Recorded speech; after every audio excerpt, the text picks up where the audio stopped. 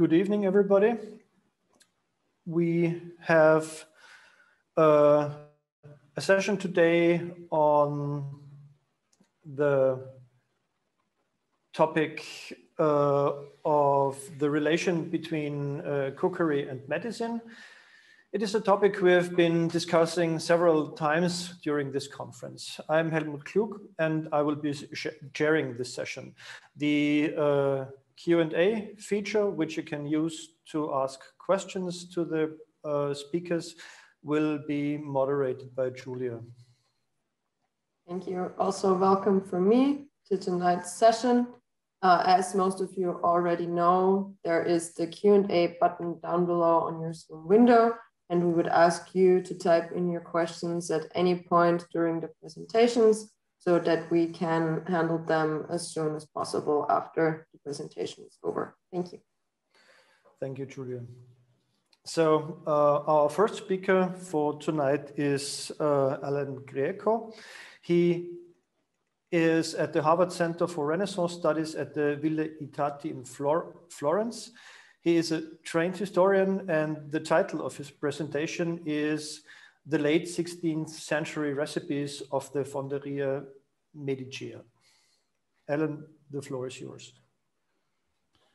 Okay, this is, okay, as I said, I don't know if you can see the title page, but my title has changed slightly. And so it's the late 16th century recipes of the Fonderia Medici, which was an institution that was begun by the Medicis actually in the early 16th century to do alchemical and chemical research since several of the Medici family were interested in this topic. To begin with, Cosimo I, who was regent from 1537 to 1569, had an interest, but then that continued with Francesco I, who was particularly involved with this kind of research.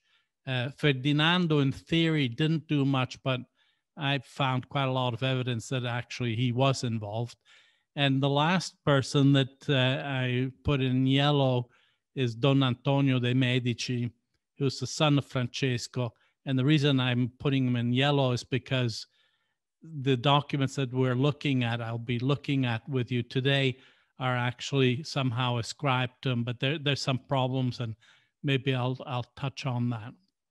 I also put a little image of what he looked like on the bottom right. You should be able to see that. So we also have a painting that came from the period of Francesco I, who was very much involved with this fonderia. It's clearly, it's a painter's view of it, but Stradano was in fact well acquainted with the latest in research that was being done. And so here we have a painting of what supposedly is the alchemist's studio with the various instruments. And on the bottom right, but I'll show you a better close-up of that, is Francesco I, who is moving around a liquid in a pan, a little bit like a sauce of sorts. And here you have a detail of that. Actually the portrait is quite exact if we know it from other paintings of him. Yes, I don't know why I have this slide again, but I gave you some of the images so that you could see the family resemblance. I guess that's one of the benefits of seeing it this way. So as you can see in that painting of Stradanus, who's also, his name is really Jan de Strat, an Italian Stradano. As you can see on the right-hand side where the pointer is, there's a book. And in fact, we know that the studiolo in which Francesco worked contained a large amount of books and manuscripts that had recipes. We know that in part because of a inventory that I published some years ago that has a list of all of this material. And as you will see in just a second, it's interesting because it says something about the written record of all this work that was going on in the alchemist's studio. Okay, so the books of secrets, and I don't like the term because I have some problems with it, in manuscript form in Florence is literally a mare magnum of recipes. I don't like books of secrets because I suspect that to a certain extent that terminology was invented when books of secrets began to be published. And it was the publishers who were really trying to say something about the how can I say it, that they were trying to sell something that was better than what it actually was. I don't think there's one manuscript that calls them secrets as such, but that's a terminological problem that maybe others have encountered. In any case, it's a mare magnum of the recipes that you find in Florence. And probably the reason is because, in fact, there was this interest of the Medicis, but I wouldn't want you to think that it's only the Medicis who were interested in this kind of thing, because basically all of the ruling families of the time had exponents who were either more or less interested in alchemy, and therefore it was a pastime, or even a rather serious pastime, that was undertaken by a lot of people in this period who could afford to have a dedicated rooms for that kind of research. So the manuscripts that contain these secrets in Florence alone, and I've sort of looked at a lot of them, is probably around 1,000 manuscripts. That's an enormous amount, as you can appreciate. If you then look at that, the question then is, what is the estimated total of the recipes that are contained in this mass of written evidence? And I've looked at it, and it's very hard to evaluate, but I would say that's probably 300, 500,000 or even more recipes that are involved. Of course, at times, even quite often, they are repeated. So counting them is a bit of an adventurous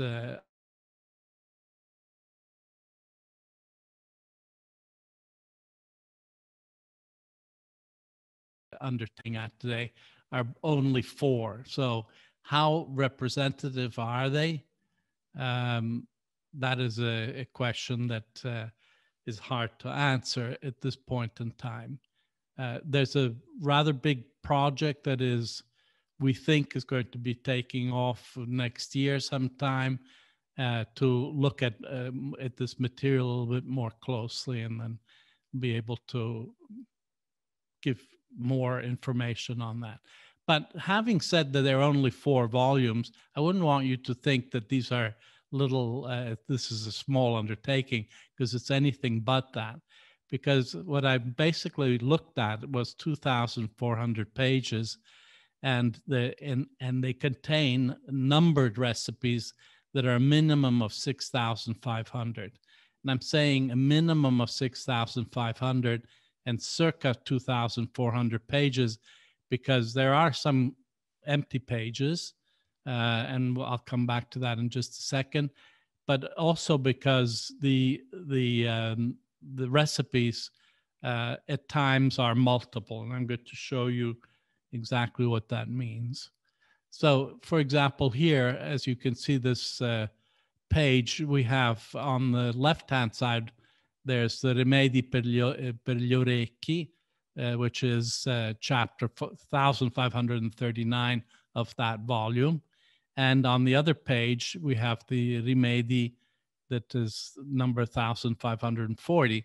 But between the two, actually, there are multiple sub recipes. So you have 9 sub recipes within that number 1539. So you see, it's very hard to actually do a proper count of the whole thing. So these are approximations, but just to give you an order, a ballpark figure on the amounts, that's what I was trying to do. Okay, but let's look at the manuscripts themselves, and they all begin with this printed page, which I have to say makes it, I don't know quite how to interpret that. As you can see, it is printed. It says this is the apparato della fonderia of Don Antonio Medici, as I told you. And then it says that it contains all the art of Paracelsus and his medicines, but also many other secrets. And as you can see, there's a date, 1504, that is 1604, excuse me, that is at the bottom. But that's the only page that is a printed page. And it's always the same for all four of the manuscripts in question. Now, I personally have never seen manuscripts that are preceded by a printed page, but I'd be interested in knowing if somebody has seen anything like that. And I'm wondering to what extent this is also a way for Don Antonio Medici to somehow claim his, how can I say it, his ownership over these secrets that, frankly, I think in many cases were much older than the 1604 date would indicate. But of course, that's hard to say because none of them are dated. This is first page of volume 3, but they all go that way. As you can see, it immediately launches into into a kind of a description of excuse me a second. So that's the printed title page. That's the same for all 4 volumes.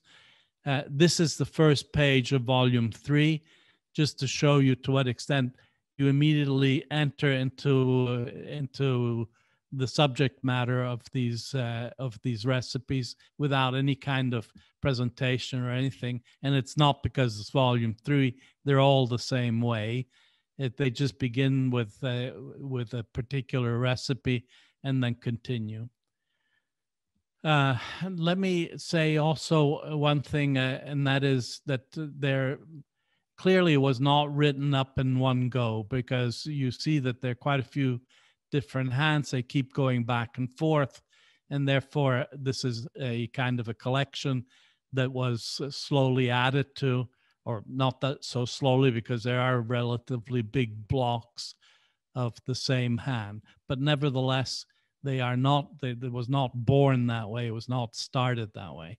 The other reason you can see that that is the case is because if you look at the table of contents, you'll notice that under A, for example, that various A's have been left empty so that they could be added to.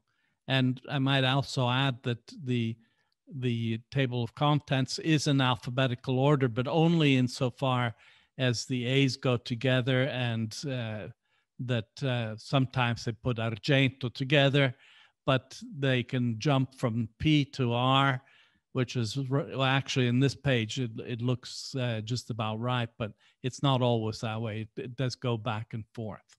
So the idea is that it was a kind of a collection that was being added to over a space of time. And it's very hard to know exactly how long that happened, whether it's 5 years, 10 years, 20 years, because the fonderia was, of course, an operation. And the end of it all had been already at least for 70 years by the time this manuscript is supposedly have been produced. So obviously, to have some comments and give you some examples. There's really the embarras du choix, because the vastity of the recipes and the diversity of them is absolutely incredible. It's hard to give you even a sense of that. But since I did want to say a couple of things to try to give you at least a bit of a feeling about what one can do with this kind of a source. So to begin with, there's the fact that there are quite a few citations from other authors. I chose this one here, the Acquavite del Savonarola, because I think in this week or last week, Savonarola was brought up more than once, and in particular, his treatise on distilling wine, and so making aquavite with it. But then there are also other people like this Antonio di Piemonte at the bottom of the page, Maestro Antonio di Piemonte. I'm not quite sure who that is, but it's interesting that that there are these references throughout I would say they're much less than 10% of the total. So it's a small amount, but it might be significant. So food or medicine, since that's what really is the topic here. But I'm sorry, I had to give you a little bit of a context, otherwise it wouldn't make much sense. So food or medicine, and some examples, and I'm going to give you three, I believe. The first one is the case of what I call the prepared foods and the spice mixtures from the apothecaries, because a lot of these recipes fall into exactly what I have recently published an article on spices and apothecaries, but in the 14th century, the mid-14th century, and I'm amazed to see how constant the same recipes are, but also the spice mixtures, which are practically the same. So here, let me give you a page here, for example. This is a list of recipes, starting off with a torta di quaresimas, or a Lenten torte, pane impepato, which is bread made with pepper, which was a specialty that already in the 14th century was very typically served at Christmas. But also there are other things that we have recipes for, in particular these savore di composta di cederno and the savore bianco, the last two underlined in red. And the savore is a kind of a sauce, if you wish. And as you all know, sauces already from the 14th century are a kind of a preserve of doctors, because they're supposed to somehow change the nature of the foods that they're being accompanied with. And there's a whole list of them. And often the color is very important.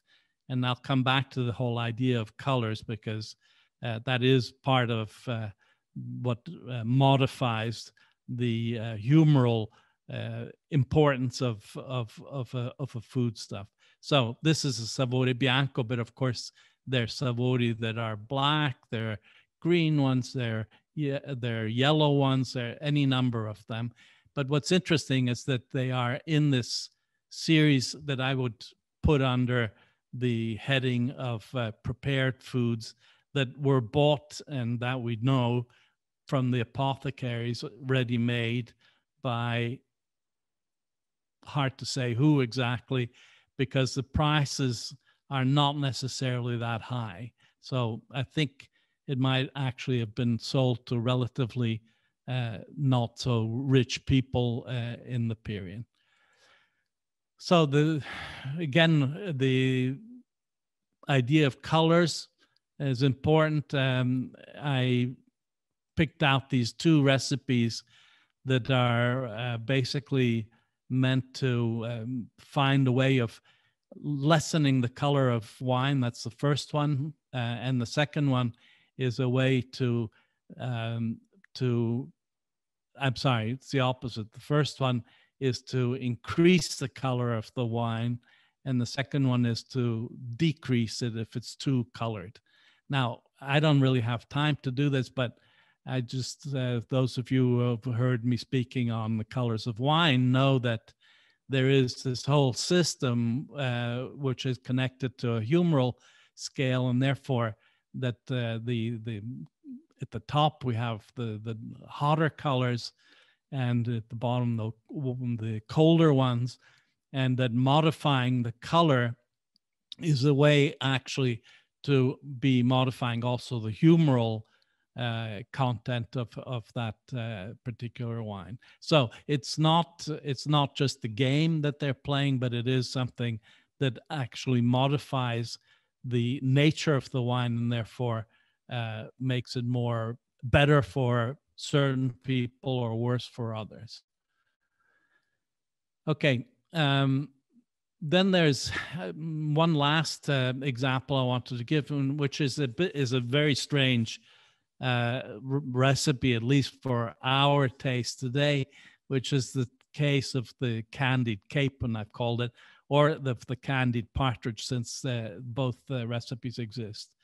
So anyway, here it is. It's a bit high up, but anyway, it's a recipe clearly that calls for quite a lot of sugar and various other things, but so it's comfit, it's candied in a certain way. And the question then is, what is this? Is this a food? Is this a way of preparing chicken, or is it a kind of a medicine, or is it something in between the two, which I think is probably the more correct one? Interestingly, as you probably, some of you will certainly know, as of the very end of the 15th century, 1499, in Florence, there was a Ricettario Fiorentino, which was a kind of a receipt book for the apothecaries of the city, telling them exactly how they had to make certain things and what were the recipes for certain specialties. A kind of a normalization that they were trying to push over on the apothecaries. And this is an edition. This is a very late one, obviously. This is 1620 something. I can't quite read it, but there are versions of it beginning from 1499. I think it was the first in Europe to have this kind of normalization. But so anyway, looking through that, because in a way you would say, well, maybe the recipes that are being found in the Funderia are the same or similar to the Ricettario Fiorentino. Well, as that turns out, almost none of them are. But this particular specialty, the one that I just mentioned, and I'm sorry, again, I can't quite see at the very top, you will see pollo confetto magistrale, which is literally candied chicken. And it's made again with a capon. And right on top of it comes the starna confetta, which has just basically repeats the same recipe. But the point is that I'm trying to make is that this is being sold by apothecaries, and it is in their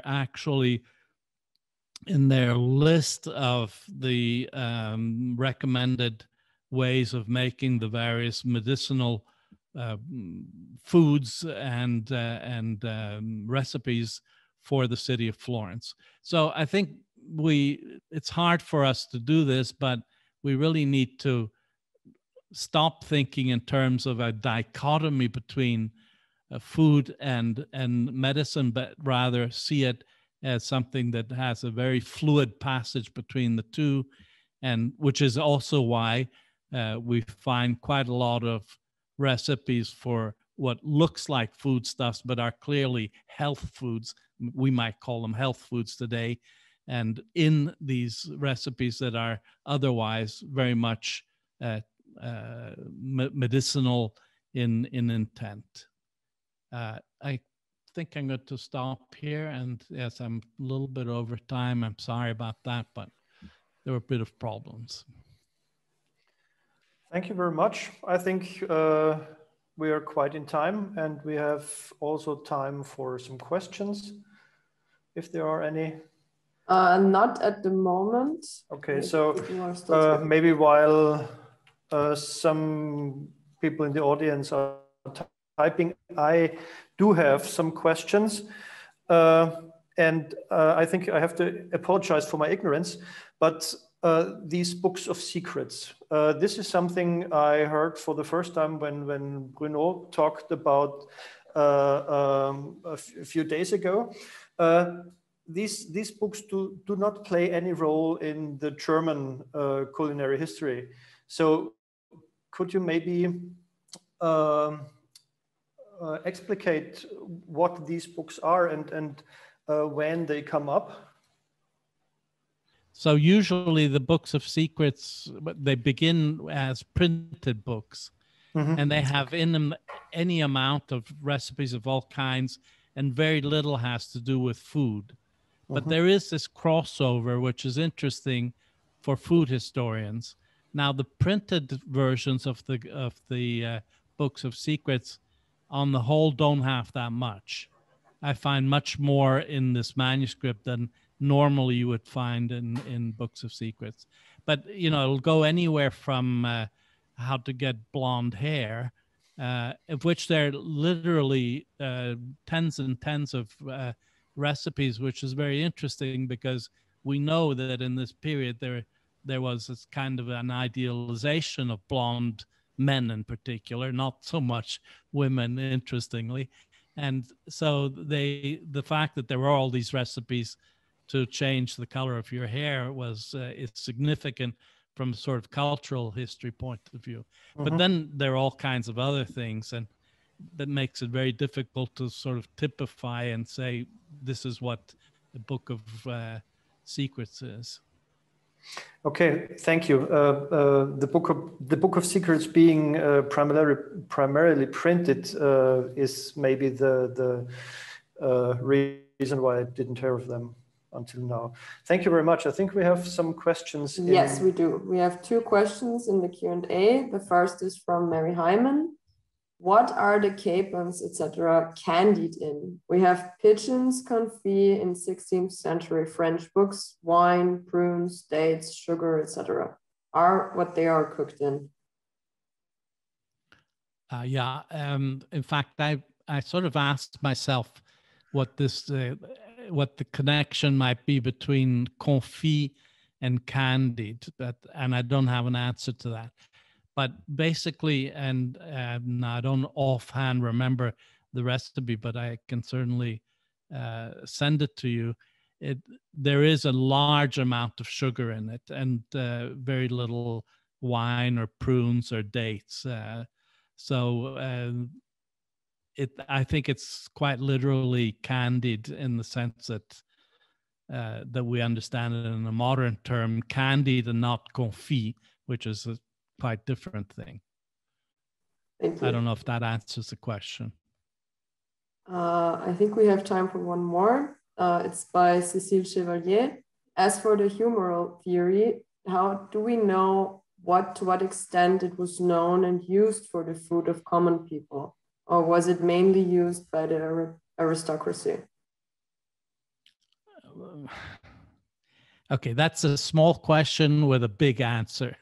It's very complicated, but and I don't want to be immodest, but if you look at some of my publications in the past 20 years, you'll find that I try to explore to what extent, in fact, this was not limited to some kind of small group of, let's say, the upper classes, or even for that matter, to doctors, but rather that it circulated amongst the much wider group of social group than you might expect. Thank you. Okay, thank you, Alan, for the answers to the questions. I think we have to move on to the next speaker. The next speaker is okay. The next speaker is Daniel Newman from Durham University. He is professor in the School of Modern Languages and Cultures. And his Arabic studies, in these studies, he focuses on both linguistic and literature. And in his talk tonight, he will be explaining about the links between medicine and Arabic medieval cookery recipes. Daniel, the floor is yours. Thank you very much, Helmut. Thank you also very much to the authors for doing an absolutely amazing job in getting everything organized and running so smoothly. Thank you also to Alan for a very interesting talk. Incidentally, it occurred to me that the candied capon is something that that could easily have come out of an Arabic culinary treatise, and probably would have involved some rose syrup or something of that kind. Now, the topic of my talk today is essentially part of a research project that I've been working on for some time. It involves 11th century pharmacologists and more particularly actually the link between pharmacology and the medieval Arab culinary tradition. And that will culminate in the edition and study of this pharmacological encyclopedia, to which we'll have occasion to return a number of times today. Now, all things have a beginning, and when you're talking about this kind of subject, it is, of course, with the Greeks that one starts, particularly Greek pharmacology. The aim, naturally, is not to discuss the history of Greek pharmacology or of the humoral system with which many, I'm sure, are quite familiar. Rather, I'll restrict myself to briefly identifying those aspects that are relevant to our subsequent analysis of the application of the Arabic framework, which is rooted in the Greek one, to food ingredients and preparations, that is to say, dishes. The main characters in our story are the ones that you see here. Hippocrates, though of course I'm using it here in the sense of the Hippocratic corpus, the botanist Dioscorides, and the most famous physician of antiquity, Galen of Pergamon. Now, the identification and classification of the therapeutic properties of food goes back to the Hippocratic corpus, where it was already recognized that each food substance must be classified according to its nature and individual powers. But of course, it was Dioscorides in his book on medical materials who set about describing the medicinal and physical properties and uses of natural substances, plants, animals, and minerals. Galen later on recast an work in a form that would be used by Muslim scholars some centuries later. His theories are outlined in a considerable number of works, such as, for instance, on the properties of foodstuffs, on the mixtures and properties of simple drugs, on foods productive of good and bad humours, and several others, of course. Now, Galen's innovations are legion, starting with an alphabetical order. It's worth noting that the original text by Dioscorides was not alphabetized, although modern editions, of course, are. More significant is the reduction of the properties, or we like powers, faculties, it's what Dioscorides called dynamis, to 4. That is to say, warm, cold, wet, and dry. These correlated with the 4 humours, which in turn, of course, related to the 4 elements of earth, fire, air, and water. Now, in essence, a drug has 2 fundamental types of actions: moistening and drying, or warming and cooling. Galen also classified the other features set out by Dioscorides into what we can call a secondary category. So, for instance, things that are sour. The third relevant innovation was bound up with the empirical observation regarding the strength of substances.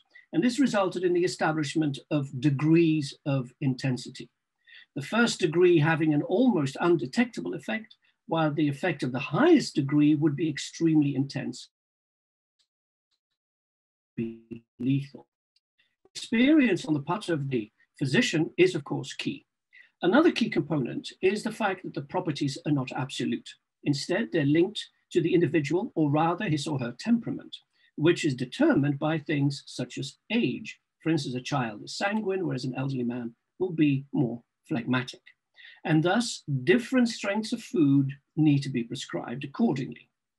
Equally relevant in the Galenic view of food and its effects on the body and vice versa is the emphasis on not only a balanced diet, but also one, and this is significant because that will recur frequently, one that is tasty.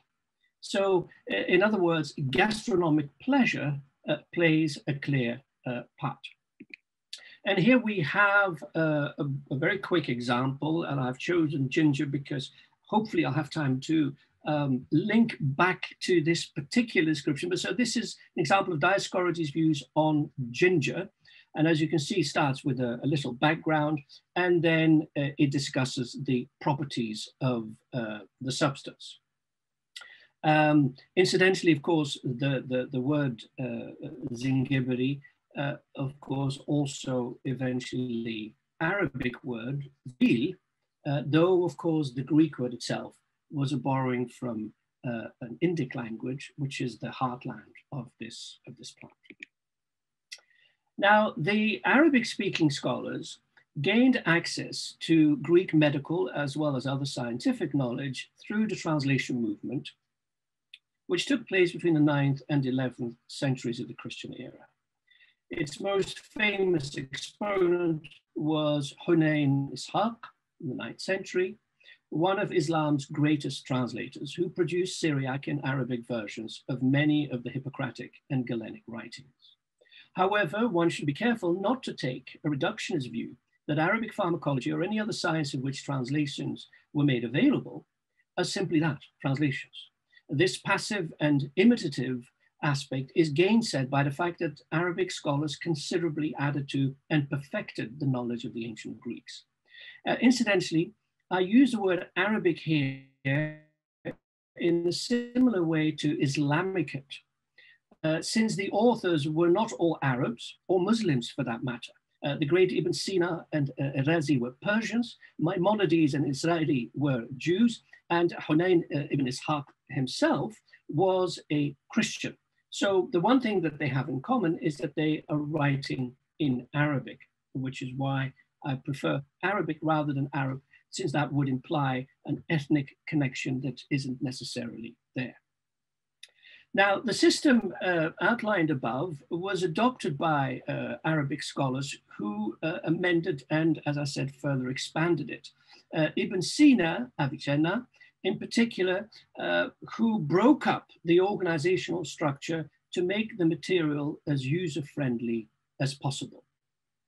Now, the information on foodstuffs and their properties can be found in a wide variety of sources, which I've divided here into some broad categories, 3 broad categories: medicine, pharmacology, and dietetics. I am, of course, aware that boundaries are often blurred and there are overlaps between them. Now, the works listed here are some of the key representatives, many of which will sound familiar, other perhaps less so. And I've also made a point of including scholars from both the Eastern and Western Muslim empire, that is to say the Mashriq and the Maghrib in Arabic. The Maghrib, so the Western Mediterranean, also including, of course, Muslim-controlled Spain, Al-Andalus.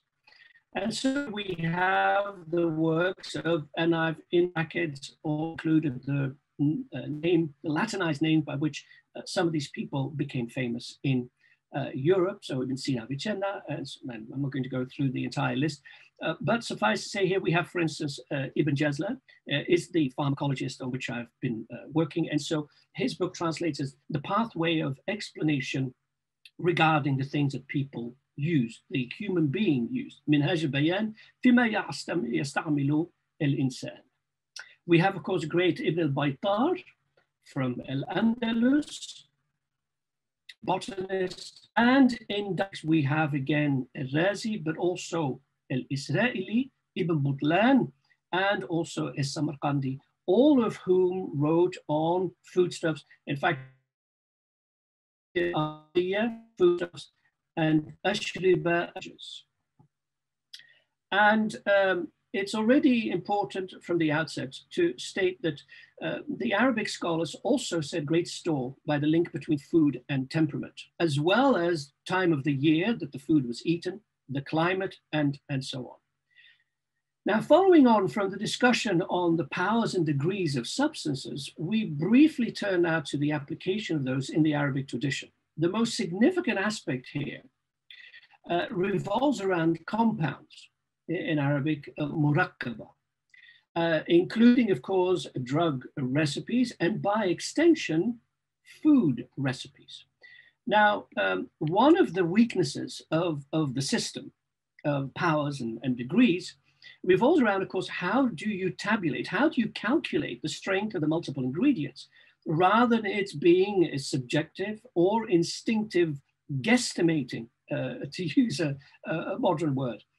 Galen already pointed out that there should be clear divisions between the degrees, as this is essential to have accurately composed compound drugs. Now, this is not something that was often addressed, and experience was, just as in Galen's time, was usually the implicit guiding principle. Now, traditional view I've got here, this comes from the introduction to Ibn Jazl's work. And again, we're not going to read any of that really, but I'd like to direct your attention to the bit that's put in italics. So the way in which to acquire knowledge of the degrees results from the knowledge of the temperament. If one learns the temperament of a substance by the influence it exerts in its property, the one that exerts this influence at the most extreme point is placed in the 4th degree. And so he goes on the exact opposite, the 1st degree. Now, some did address this issue in a more systematic way, or at least try to. And one such scholar was the 9th century polymath Al-Kindi. And he wrote a very interesting book called في معرفة قوى الأدوية المركبة, which translates as On the Knowledge of the Powers of Compound Drugs. Now, his system is very complex, and this is neither the time nor the place to discuss it in any detail. Suffice it to say that it is a mathematical system relying on an arithmetic progression. Rather than saying that something dry in the 3rd degree is 3 times more powerful than something dry in the 1st degree, Al-Kindi's system is a proportional one which affects doubling. And so a 3rd degree drug would be 6 times as dry as the 1st degree one. Now, of course, the problem still remained, how does one feel the differences between substances that are, say, hot in the 2nd or 3rd degree?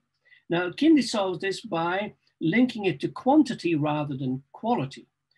Although, of course, the effectiveness of the resultant calculation would have to be perceptible in some way, if only through the curing of the patient or perhaps a worsening of his condition. Now, Al-Kindi himself, and this is quite ironic, Al-Kindi himself also wrote a very seminal formulary. And it's interesting to note that in that formulary, he did not apply his own system. So perhaps he himself thought either that it was too complicated or that perhaps it wasn't really fit for purpose. Now, the Arabic culinary tradition, which spans a period of half a millennium, from the 10th to 15th century, with 10 treatises spanning both sides of the Muslim-controlled Mediterranean. Now, what concerns us here are the medical references and connections with, or importantly, the historical development of the cookery books. Now, the recipes can be put in a number of categories, not all of which actually are easily delimited. And the division that I myself employed is as follows. So, recipes that are primarily food, recipes that are primarily medicine, recipes that are only medicines, and then, of course, non-food recipes. Now, the weakest boundary, as I'm sure you will have guessed already, is that between the first 2 criteria. Firstly, because some of the recipes that include medical information are found in between others, and thus are distinguished solely through the inclusion of medical details. Secondly, even those preparations that have primary curative intent, so to speak, could and were indeed also enjoyed for their taste. Examples, for instance, include stomachics. Indeed, one of the striking features is that most, if not all, oral medicines, in inverted commas, have flavorsome or flavor enhancing elements, often a sweetener. Let's even take a very obvious example, oxymel, for instance. And taste, gastronomic enjoyment, in other words, is always a consideration. Now, if we take a look at all the cookery books, which I've listed here, the first thing that strikes you, of course, is that there are a couple of books that are entirely devoid of medical details. One is a late 15th century source from Syria, the other a 13th century Baghdadi treatise. Now, before discussing the content a bit further, the following slide shows the number of recipes in the cookery books. Two of the sources were excluded from the analysis today. These are the anonymous Andalusian cookery book and an unknown one, the categories of food, of which more in a minute. Now, a number of points merit attention here, since the picture that's been painted up until now is rather incomplete. One is that the medical information in the cookery books comes in a number of guises. It can be very general, so the phrasing might be, oh, it's good for your health. There could be specific conditions, specific ailments, for instance, to curb vomiting. There can be recipes that are dedicated medical recipes. There are also, there is medical information that's included in recipes, so as a recipe variant, a kind of a medical coda in a recipe. And then there's also the medical information that's attached to ingredients, which are then put separately from the recipe content. Now, the amount of information varies considerably between the cookbooks. If we look at dedicated recipes, which is what you see here, the earliest book has the highest number at 78, followed by a 14th century Egyptian one, Kenz, another Egyptian one, Zahar, 15th century, and finally a 13th century Syrian one, Wuzla, with only 4. Now, if we add the additional information outside the recipes, so the ingredients, so on, the total rises by another 199 entries. Most of them, however, come from El-Warraq's treatise. Now, in the case of the 13th century Andalusian exile at Tujibi, there are no recipes, but the author does provide some medical information in his introduction, but of course had to be excluded from our graph here. Medicine was also discussed with regard to the materials of the cooking utensils, with, for instance, copper, which is hot, being unsuited for cooking fish, which is cold, as the addition of 2 very hot substances, fire and oil, would result in harm. Instead, a cold material, iron, would be more suitable. But it immediately has to be said that most of the considerations regarding the use of materials was driven by much more mundane considerations, such as the possibility of rust, the ease of cleaning, and so on and so forth. The other thing that's worth noting is that there's considerable variation among the individual authors. There's also the striking element, at first at least, that there's variation in the items depending on which variety we're talking about. So for instance, a sour fruit versus a sweet fruit of the same genus would have different features. Naturally, it's because of the sourness and the sweetness. There's also differences whether a dish is eaten cold or hot. It matters also whether a foodstuff, say a fruit, was used as an ingredient or whether it was eaten separately, say after the meal. The processing of the food was also, of course, or led rather to differences in properties. And so we have, for example, things like fermentation, in the case of things like murri and condiments and so on, drying, whether something is ground, whether you use the oil of something, whether it is distilled. So for instance, there are differences between roses and rose water, whether fruit is turned into a syrup. All of these, the methods of cooking, whether it's fried, roasted, boiled, or in the oven, all of these have an impact. The one constant in the medical recipes are the so-called counterfeit dishes, muzawwarat in Arabic. And these essentially are dishes that are made to look usually as if they're made with meat in order to persuade the diner, usually a sick person or a Christian, to eat the dish. So the muzawwarat, whenever we have a significant number of recipes that are being discussed by the authors, the muzawwarat tend to be involved. Sometimes recipes marked off as being medicinal, because they're put, for instance, in a chapter that deals with medicinal recipes, do not include medical information. So that rather leaves it up to the reader, one imagines, to make up their own mind. On the opposite side of the spectrum, we have recipes that appear in amidst others without any signposting. But this, of course, can easily be explained because it's in keeping with the compilation methodology, or lack thereof, I should say. As many of the authors would simply cherry pick recipes from disparate sources, rearranging and adapting at will and at their culinary fancy. When it comes to the sources of the medical information, these are without exception borrowed, despite the claims by some that the mere presence of medical information would suggest that they were written by scholars. Nothing could be further from the truth. And when I say borrowed, it means borrowed from pharmacological or medical treatises. And the type of medical information, this is also quite significant, changed over the centuries in tandem, in fact, with the changes affecting Arabic pharmacology. Now, the turning point one can put in the 12th century, when the classical tradition, as preserved in the work of somebody like Ibn Jazla, was superseded by a new kid on the block called Ibn Tilmidh, who died in 1165. Now, Ibn Tilmidh's work is also a formulary, marked the beginning of a more modern type of pharmacology, in as much as it got rid of the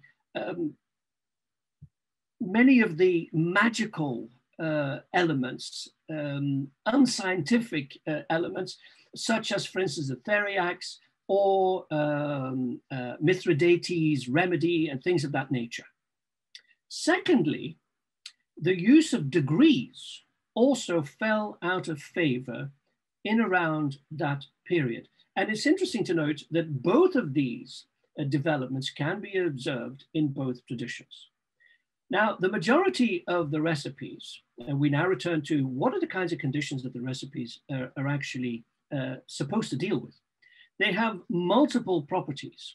There tends to be an emphasis on the positive features, not the harmful effects, though these are also occasionally mentioned. One of the crucial differences with the pharmacological works is that the latter consistently add the substances, foods, and so on, that serve to counteract the nefarious effects.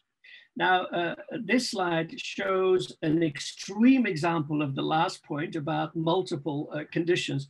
And this is a recipe that's good for no less than 20 complaints. And there's neither rhyme nor reason to the conditions that can be alleviated by a food that is ostensibly, of course, aimed at improving digestion, jawarish.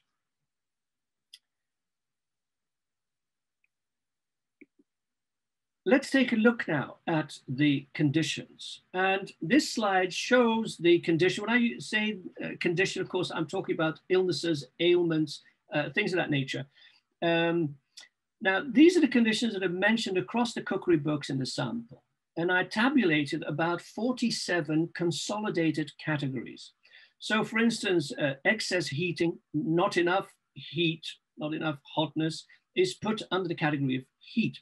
Stomach includes stomach aches, excess and so on and so forth. Now, if we take a look at this slide, comparison of the proportion of the main categories. And it's interesting to note, for instance, that ulcers which are a mainstay in the medical and pharmacological literature, about Ibn Sina or Razi, they only appear here once in only one recipe. Less surprising, perhaps, in light of the heavy cuisine, is the fact that stomach issues, digestion, and nausea make up the majority of the recipes. One that is also often mentioned whenever medical recipes are included in the cookery book in question is the fact an aphrodisiac, so that it invigorates coitus, it excites the libido, and so on and so forth. Now, we've already highlighted the non-culinary works with culinary or food information. So those were the works in the pharmacology section in an earlier slide. However, and this is where it gets really interesting, there are a number of works that actually contain recipes. Recipes, and these written by pharmacologists. And here we have some examples.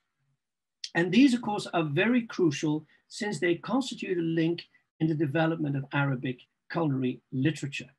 Now, the evidence is more than circumstantial regarding the link and influence between the two categories. Let's take, for instance, the case of Ibn Butlan.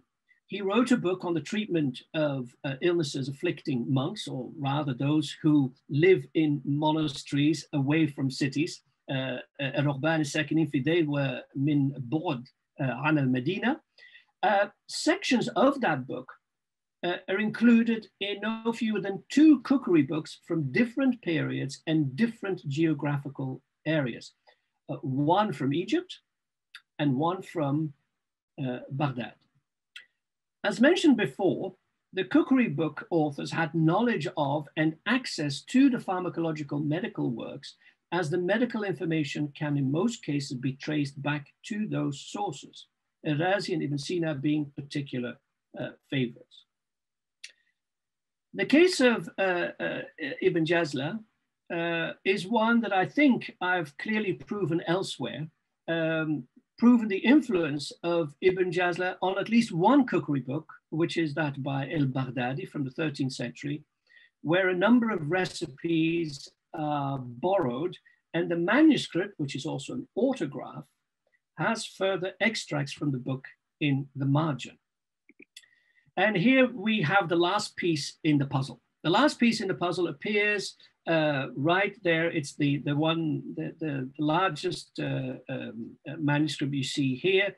It comes from an unknown cookery book, which I was able to identify while I was researching my own edition of one of the cookery books by Ibn Mubarak Shah.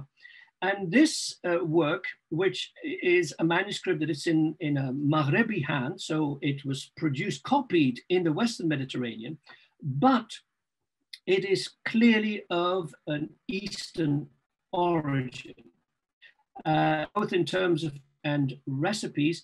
And again, Ibn Jazla is a key source of that manuscript. It's also interesting in terms of its general organization. It starts with a pharmacological description of various foodstuffs before moving on to recipes, over 200 of them, arranged in 11 chapters, followed by 2 on beverages. Now, the manuscript isn't dated, and so it's impossible to place it. In fact, in the past, I tentatively put it in the 13th century, but I firmly believe that there is a likelihood that it is much older, and that it mostly contains recipes from the earliest Abbasid tradition. Now, this is corroborated by the pharmacological information and the systematic inclusion of degrees, which, as I mentioned earlier, became less frequent by the 12th century. I've completed the Arabic edition and translation of the text, which will be published in the near future. Instead, the dish there you see is that of an aphrodisiac chicken, the recipe for which was by the astronomer Tusi, wrote a book on erythology, which I published years ago. Now, the pieces of the puzzle, if such it is, can now be reshuffled to some extent. Up until now, the prevailing orthodoxy has focused on textual overlaps amongst the cookery books, without any real investigation into the mystery of a fully formed tradition appearing seemingly out of nowhere.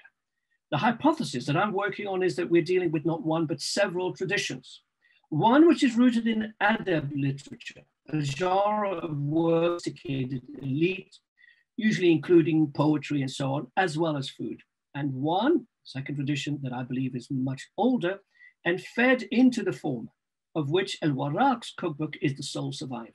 Similarly, Ibn Jazla's work, which contains over 200 food recipes, is not an original composition, it's a compilation. At some point between the 10th and early 13th century, the recipe book emerged, which owed more to the pharmacological recipe collections, but stripped away the medical component. It has much more in common with those works than with the adab ancestor of El-Warraq. This particular genre died out, I presume, due to changes in the political landscape, not least of which, of course, the disappearance of the Abbasid Caliphate. And of course, unfortunately, whenever questions emerge, we try to look for answers, we only come up with more questions. Was there a common pool of recipes at one point? If so, where are its origins found? Baghdad would seem a good candidate, I would say, but by no means certain. In any event, of course, it's important to stress that my hypothesis only relates to the missing link of the early history of the culinary writing tradition, since once it was established, of course, it was expanded independently by various authors on both sides of the Mediterranean. And I think I'll leave it at that. So thank you very much. Thank you, Daniel. Thank you for this really elaborated presentation. We are quite through the 30 minutes of your slot. So let's see if there are any questions. No, there are none at the moment. Okay, we have one question from Alan. Yeah, Daniel, I was just wondering whether you could, whether you know, Al-Kindi, was he translated for the Latin West or not? And I'm asking you because a lot of these theories, I came across them from a Spanish doctor of the mid-14th century, and I was wondering where all this came from, but he has that arithmetical progression and he sort of mathematizes the whole problem. Very interesting. Yes, Alan, spot on. It was translated into Latin.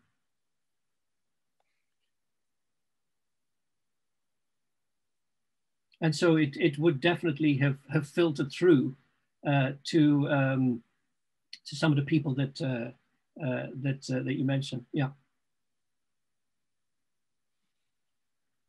Okay. Curiously, didn't seem to go much further than that, but.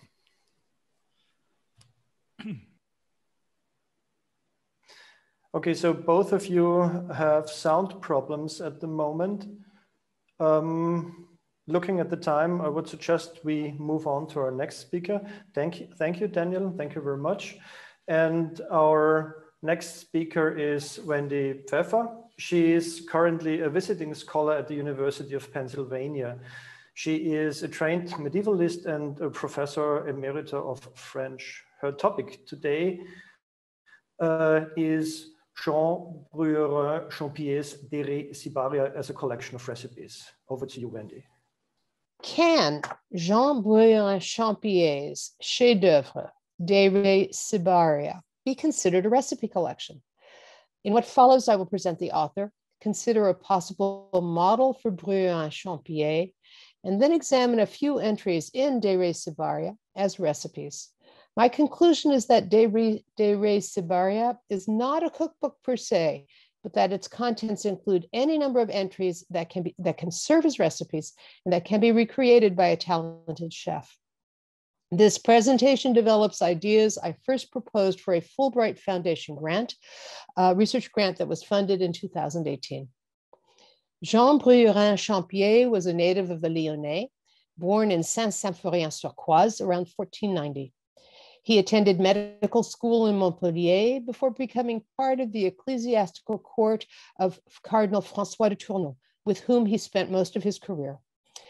With François de Tournon, Bruyérin-Champier frequented the court of French King Francis I. Bruyérin-Champier traveled extensively in France with the king and/or with the cardinal. He went to Italy in 1533. He may have traveled to England.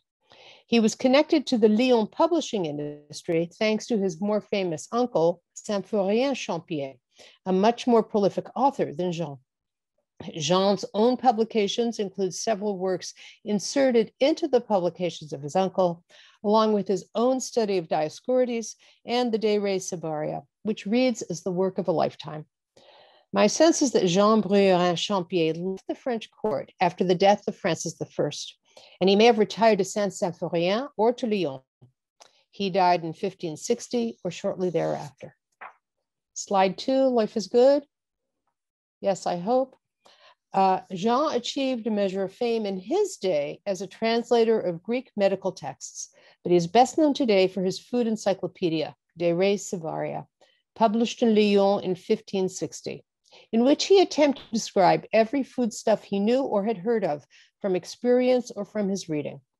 About foodstuffs, everything and anything in 22 books might be a fair translation of the title.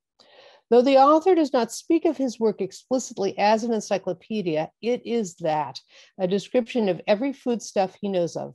This knowledge is firsthand or by eyewitness report and from his reading. In this work, each entry is described in as much detail as possible. The work is filled with classical citations, both Latin and Greek, along with references to contemporary authors and activities, descriptions of how and where food products were produced and consumed, who might eat such products, along with occasional discussions of the author's own experiences. The work offers the reader a unique picture of food production and consumption in France during the first half of the 16th century. Of course, as a man of his time and training, Bruyérin-Champier was more interested in the health benefits of foods described, their classical documentation, and their humoral, that is, their medical value, more than their gustatory pleasures. He was not trying to incite his readers to recreate dishes in their own kitchens. Skipping. I am convinced that Bruyérin-Champier was thinking of his work as encyclopedic insofar as food culture was concerned. In his dedicatory epistle to Michel de l'Hôpital, he stated clearly, "We thought, therefore, that it would be worth the effort if we could put into writing and convey most diligently and as copiously as possible the natures of foods, a goal of complete information." Cookbooks may, of course, be considered encyclopedias, and I think some Renaissance cookbooks fit this description. Philip and Mary Hyman's work on the subject of 16th century French cookbooks is unmatched, as well we know, and Mary spoke yesterday. They list 5 significant publications in French for the period between 1500 and 1560, when Jean Bruyérin-Champier might have been seeking material. The Hymans would add the 1540 Pierre Sergent publication of the Livre de Cuisine Très Utile, a reprint of the 1538 Petit Traité auquel, reprinted under the title Livre fort excellent de cuisine. The Hymans counted a total of 350 recipes in the Livre fort excellent, based largely on presentation, but a total of 495 different preparations once variations were included. They observed that the cookbook was fairly balanced between feast and fast preparations, and that the close to 500 recipes could be sorted by main ingredient with these results. We cannot know if the anonymous compiler of the Livre de Cuisine, become Livre fort excellent, sought encyclopedic completeness, but the collection of recipes included is certainly broad and extensive, yea, encyclopedic. The Livre fort excellent de cuisine presents its recipes as short narratives, as was the style of its period. Here is a typical example. And I don't think the French is too hard, I won't translate it. In one tight sentence, we are given everything the experienced cook might need to create this dish, which Timothy Tomasic and Ken Albala described as similar to a Greek av golemono, minus the lemon. Because Bruyérin-Champier's explicit goal was not a cookbook, but a massive collection of everything one could know about foodstuffs, his presentation of recipes does not quite follow the same format. Reading De Re Cibaria, I am struck by the relative simplicity of the recipes the humanist presents. As a general rule, Bruyérin-Champier's directions are very brief, more a list of ingredients rather than actual directions for preparation, a little bit dissimilar to what we find in the Livre for Excellence de Cuisine. His narrative tends not to include specifics on technique. On occasion, though, his text does include a variety of preparation methods and opens our eyes to changes occurring in the kitchen. I offer this example on the preparation of carp. Among the French, there are various ways to cook it, and it has various uses in matters of food. Carp is boiled in water and wine with salt added, and it is eaten with vinegar and juice of sorrel or of green rye. They can also be fried and consumed with vinegar or orange juice. And as a new invention, cooks boil very big carp with the scales. Thus the fat, along with the flavorful juices, is preserved, which is lost with fish without scales. Common folk, though, remove the scales.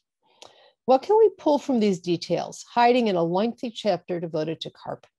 First, Bruyérin-Champier gives us 3 different methods of preparation, which I understand is boiled, fried, or cooked with the scales. And though it says boil very big carp, I understand it to mean that the fish is actually baked, either in an oven or in a closed dish over a source of heat. He dresses his fish with orange juice, and he implies that the new preparation method is something found only in well-to-do households, stating that the vulgus remove the scales of the fish before cooking, unlike their wealthier contemporaries. It is a commonplace that cookbooks will not provide the most basic of recipes, how to boil an egg, for example. Bruyérin-Champier cannot be accused of having omitted this basic preparation. He offers a number of ways to prepare eggs scattered throughout his work. There is a concentration of recipes in his book 15 on birds. Though the author's focus remains the health values of eggs, he does offer a set of recipes. The yolk hardens and coagulates more in boiling water than on the fire, whence a variety of methods of cooking. Our people call them hard-boiled eggs, and I know many people like them. The second type, cooked moderately, are the most nourishing of all. These are eggs poured into boiling water and removed immediately, that is, poached. They are eaten with a tincture of juice of sorrel or vinegar or verjuice and are particularly good for sick people.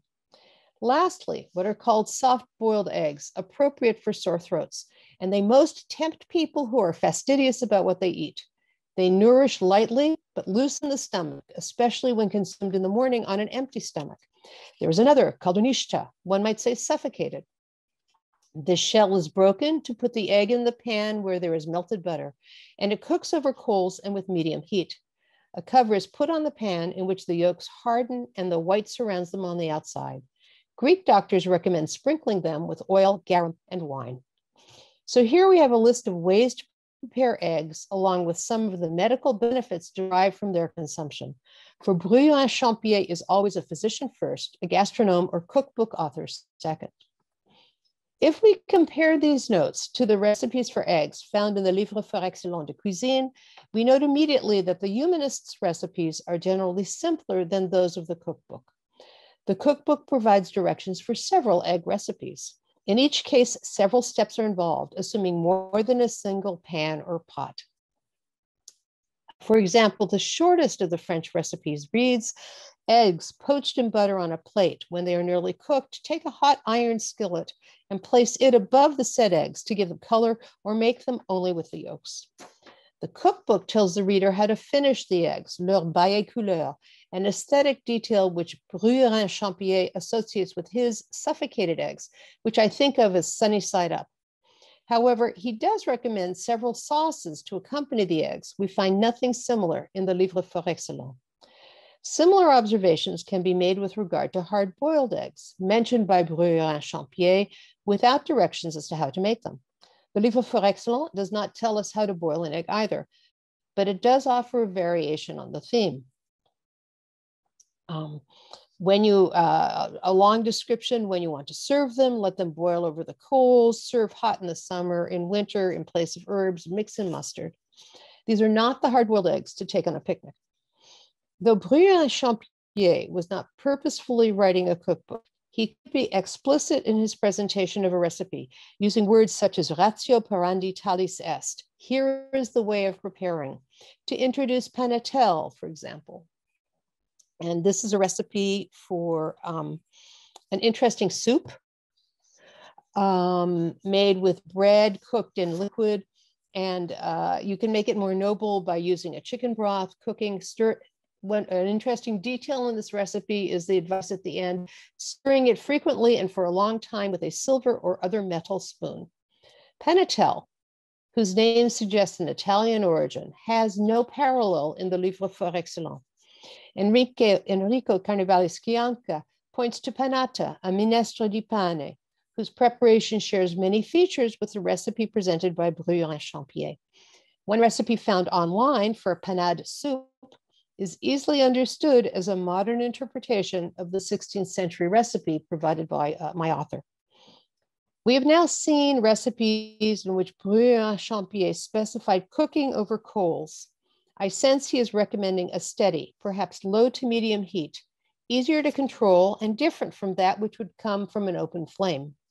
This detail suggests that the physician may have spent more time cooking or in a kitchen than we might have expected. In her Histoire de cuisine et trésors des fourneaux, Madeleine Ferrière sought to offer readers a glimpse of the cooking not found in cookbooks. La nourriture ordinaire, celle des gens de peu, celle de tous les jours. She recognized that her anthology was itself not a cookbook. It's missing those essential formulas, the secrets of proportions, the details on cutting and slicing and mixing. The look of the chef who can decide how long it's cooked. What she describes as missing from her work, of course, is equally missing from Renaissance cookbooks themselves. And in this, Bruyérin-Champier does not distinguish himself at all. Ferrière was right to see in De Res Sibaria the many examples of a cuisine that is not noble nor elaborate. Bruyérin-Champier devotes an entire chapter to a description of the diet of peasants. And in these pages, he speaks specifically of the rustics, farmers, herdsmen of his time, whose diet the physician deems very healthful. He speaks of it as reminiscent of the golden age of man. They live happily from their fruits and produce. They eat cabbages, leeks, and onions, and with bread and salt, which does not inflame the desire for meat. Peasants are evoked throughout De Res Sibaria, but I do not think these consumers are Bruyérin-Champier's prime concern. His organizational method, item by item, allows him to mix descriptions of the peasantry or city dwellers with those of the court, as, for example, in his discussion of rice, with its evocation of peasant feasts and courtly women. Our peasants never celebrate a feast which is not ornamented with rice dishes. It is served by some people as a first course with chicken broth or with some other rich broth, with saffron added to increase the color and improve the flavor. Others prepare it with meat, milk, or with sweetened almond milk, adding saffron. Cooks cook it sometimes with sugar and sometimes sprinkle it on service dishes. Popular opinion is that eating rice makes you fatter. At court and in famous cities, we know certain women, too thin and too skinny, who are sickly, I would say, and who eat rice dishes often.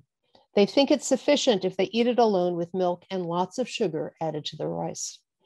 Bruyérin-Champier certainly puts into these lines a description of rice consumption in different venues, along with multiple ideas as to the preparation of the grain. The peasant recipes align neatly with the recipe for riz in the Livre for Excellence, the only difference being the addition of cheese in the cookbook's directions. Bruyérin-Champier's suggestion that cooks could use rice to garnish a dish finds its complement in another recipe from the Livre for Excellence, also called riz, in which he describes it using it in decorative fashion.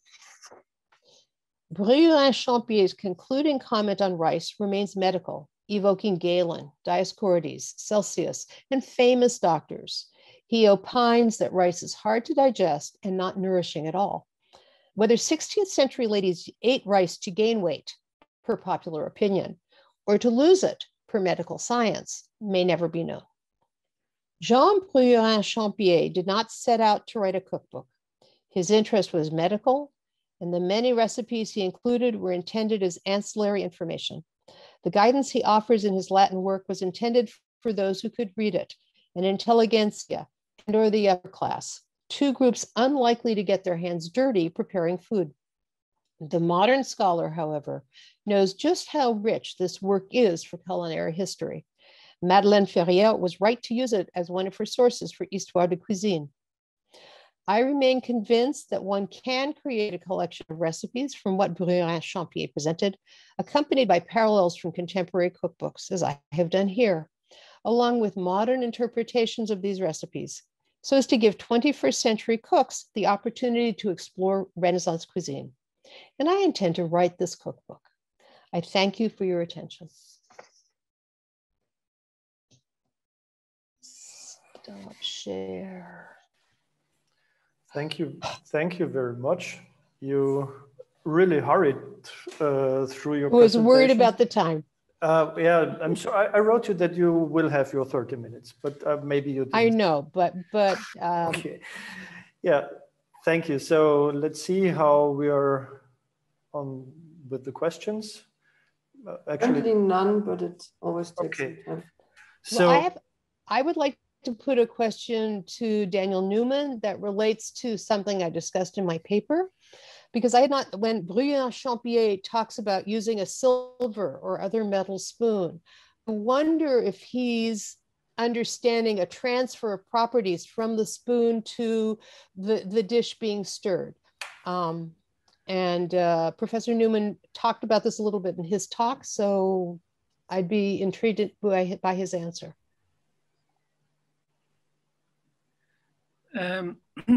Yes, I talked about utensils and the transfer of, or rather exchange of properties. The same is true, of course, for all materials. However, when it comes to spoons and knives and so on, the emphasis tends to be more on the practicalities of the utensil. With specific knives for specific purposes, even specific foodstuffs, whether it's for slicing, cutting roughly, and so on. So to be honest, I don't recall any specific reference to it, but of course it is part of the system, and definitely they would have, for instance, hesitated to use, for humoral reasons, utensils made of certain materials. Right. Thank you. Alan, do you want to add to this question? No, it's actually another question. Okay, so then we move on.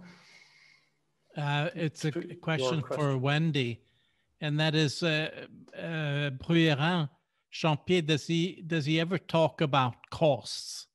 Because I find it strange that, for example, rice, from what the little that I know of, cost of rice in this period, it's rather expensive. It's much more expensive than wheat. So it's sort of a luxury product, and I'm wondering about these farmers who are... I'm less convinced that it's a luxury product. We have records of students in Toulouse in the 14th century. So we're in a dormitory situation, notorious for, cheap menus. You don't spend the big bucks feeding students. They're served rice on their menus. He's very explicit that these are peasants consuming rice. We don't know where these peasants are, which is a slight hiccup in this theory. But I really do think that rice is being grown in areas along the Mediterranean, and it was much more accessible than we want to think. Thank you.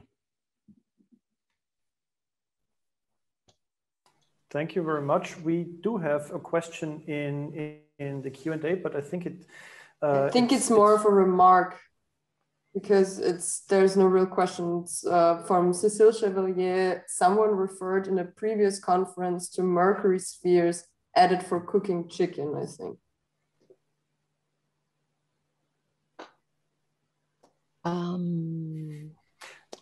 Well, speaking only about the work I've played with, I don't see that in the recipes that Jean Bruyérin-Champier presents, but the recipes for chicken discussed by Alan Grieco might actually be relevant there.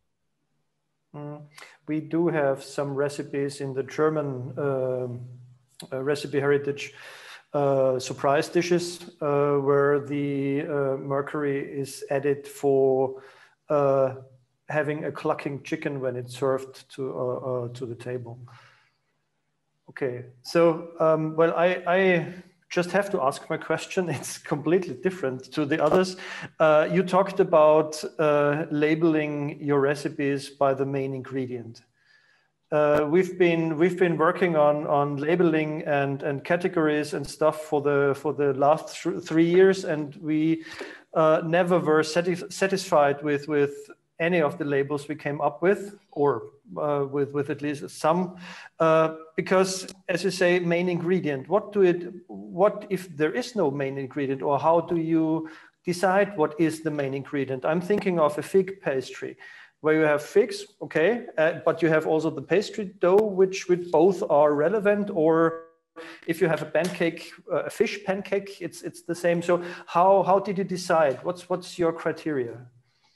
So I can say that the chart I showed of the Livre for Excellence was built on data assembled by Philip and Mary Hyman. They gave the headers to the recipes, and I will happily pass that buck to them. And having spent a good deal of time recently working with a medieval dish called a mortarole, I can say that sometimes there's a reason why recipes are given names as opposed to being based on the main ingredient, because the mortarole in its modern iteration is made with a large piece of beef, a whole chicken, and a large piece of pork. How do you pick one of these to be the main ingredient? So it's a problem when you're trying to categorize that some things don't allow for easy categorization. Yes, this is why we ended up with multiple categories, which then are combined. So, but we're still not happy with that. Okay, thank you very much. Do I see? No. So there are no more questions. Then I thank all 3 speakers for the very interesting presentations. And I just want to advertise for tomorrow the 2 demonstration sessions. The first one in the morning is about the oldest recipe of a Tyrolean dish, and the second one is about 3 recipes from Ghent manuscript. So come to the presentations at 10 and 10 in the morning, 6 o'clock in the evening, and the next announcement is that today's session will be on the CoReMA YouTube channel tomorrow morning. Thank you, everybody, and have a nice evening. Bye-bye.